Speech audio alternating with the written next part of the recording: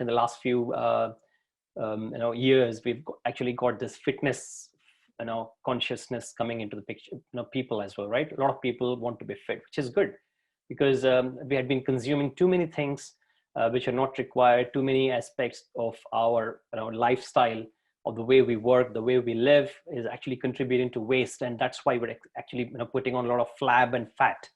So to remain fit and lean is also an important goal that people have been having on a daily basis, because if you are lean and if you're fit, then that means that you're actually making yourself more immune, and thereby your disease, your exposure to the diseases and the viruses and the bacteria and all these are going to reduce, right? So essentially the same thinking, it's not different at all. So so what we have in that context is basically how you can create that value.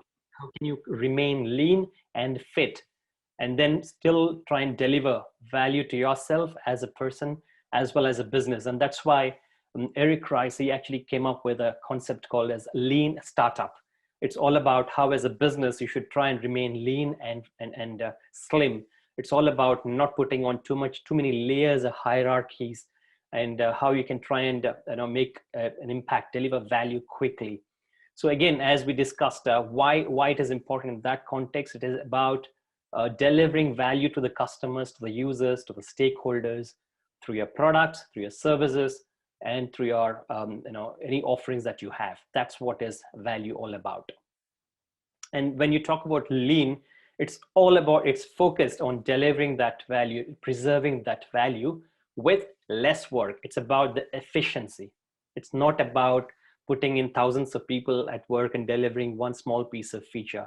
It's about how you can deliver 100 features with a lean team. That's where people are going towards DevOps, people are going to Agile, all these kind of setups that we have got with the teams now. It's a no-brainer. Previously, used to have so much of hierarchical structures I was talking about even last week. So we have got this program manager, portfolio manager, then project manager, then you've got team lead, then tech lead, then module lead, then the developers, then all these testers, and everybody comes in. So much of hierarchy, so much of flab, and so much of fat in the way that we get the work done in a software development. All of that is now gone. I mean, it's thrown out of the window. Now we have actually got empowered teams. You don't have so much of hierarchy or so much of reporting nowadays. You don't have the self-appointed leaders. You don't have any kind of people saying, oh, you need to report to them. No, everybody is a leader now, including the developers, the testers. We all are a team. We all work towards one goal, that is to deliver the product quick and with limited effort and resources. And lean manufacturing on that point, because again, I want to actually pivot this to the context of where it started, because as we discussed, manufacturing and the production was where lean really started. That's the origin of lean.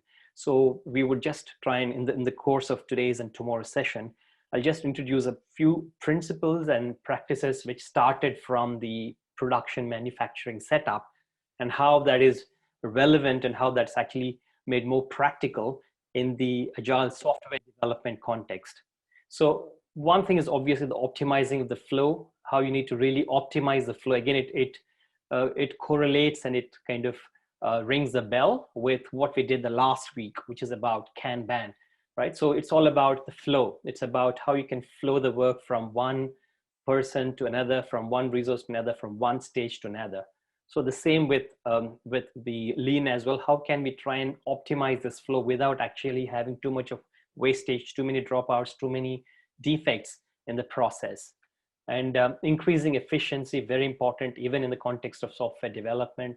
How can you deliver more with less? So that's the whole idea. More with less is the kind of context around this. Decreasing waste, very important. So you're not about trying to add more and more flab and fat. It's about trying to eliminate waste wherever you can. In the next few slides, I'm going to talk to you about what this waste is in the context of both manufacturing, of course, and the software development. And we'll also have a look at some of the important aspects of how we can use the techniques, the methods, the empirical methods, which are logical, which are more practical ways of identifying the waste and taking decisions that would help us increase the value. It's not about just doing things for the sake of it. You need to question why we are doing something the way we are doing.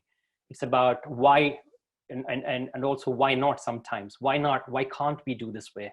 Why can't we approach things in a better way? Why can't we have DevOps? Why can't we have the developers taking the decision to integrate the whole pipeline? Why can't they just put the product straight into the production environment, thereby reducing the dependency on the infrastructure team? So all of these questions need to be asked, and we get the right answers